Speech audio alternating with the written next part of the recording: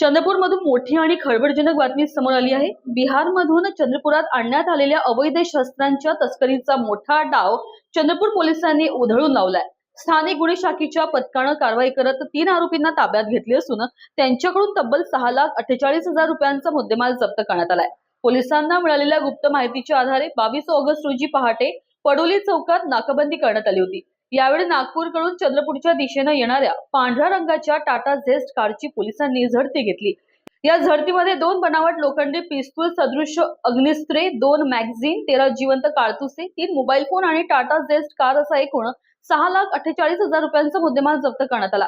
प्राथमिक चौकशीत ही शस्त्रे बिहारमधून आणून नागपूर मार्गे चंद्रपुरात विक्रीसाठी आणण्यात आल्याची माहिती समोर आली आहे। या प्रकरणी पडोली पोलीस ठाण्यात भारतीय हत्यार कायद्याचे कलम 3 आणि 25 अन्वये गुन्हा दाखल करण्यात आलाय।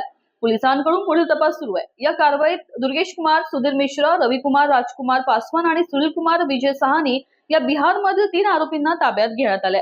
पोलीस अधीक्षक आयुष नोपाणे यांच्या मार्गदर्शनाखाली झालेल्या या कारवाईमुळे अवैध शस्त्र तस्करी करणाऱ्यांमध्ये खळबळ उडाली आहे।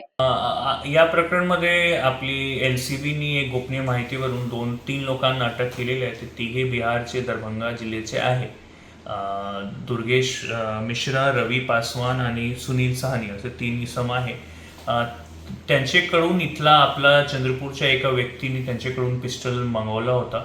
ते 2 पिस्टल आणि 2 मॅगझिन आणि त्याचबरोबर काही जिवंत कारतूस आपण पकडलेला आहे। आणि आता आपण पुढची शोध घेत आहे की कोणा व्यक्तीने मागितला होता हा वेपन आणि त्याचे मागचे उद्देश काय होते। न्यूज एक्सप्रेस करता चंद्रपूर प्रतिनिधी मिथुन मेश्राम यांची रिपोर्ट।